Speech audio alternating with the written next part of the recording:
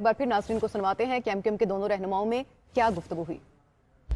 तो कहती था आपने वो जो यंगस्टर जो सारे आए थे आज की रैली में शरीक होने के लिए उनकी वो ऑर्गेनाइजेशन करनी है ना, ऑर्गेनाइजेशन करनी है उनकी।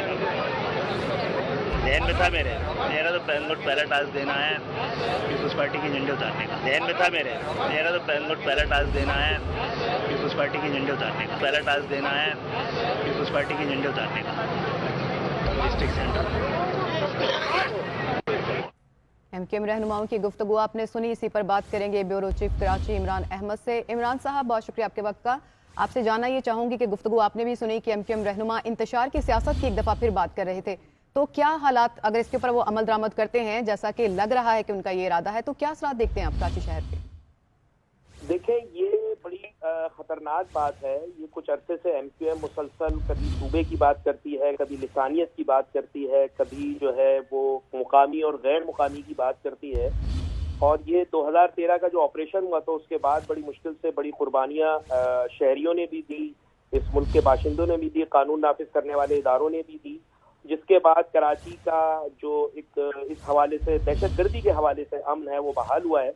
और कराची में परचमों की, बैनरों की जो सियासत है उसमें काफ़ी खूरेजी हो चुकी है।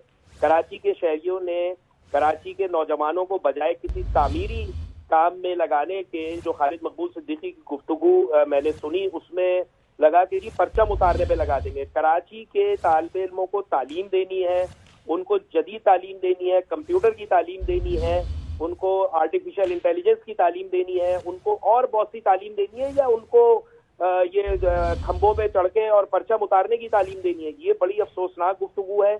और ये चूंकि गुफ्तगू वो आम सहम आपस में गुफ्तगू कर रहे थे तो उनके इरादे पता चल रहे थे। जो कंवर नवीद जमील साहब ने कहा कि उनको इस रैली में शिरकत के लिए आपने अभी चंद रोज कबल कुछ जो नौजवान थे उन्होंने ज्वाइन किया एमक्यूएम को, जिसके वहां पर भी एक मुतनाज़ा तकरीर की थी खालिद मकबूल सिद्दीकी ने, जिसमें उन्होंने कहा था कि लड़ाई के लिए तैयार हो, हथियार उठाने के लिए तैयार हो, लड़ने के लिए, अपने किस्मत के लिए, अपने मुस्तकबिल के लिए, अपने शहर के लिए, अपने लोगों के लिए लड़ने के लिए तैयार हो, हथियार उठाने के लिए तैयार हो।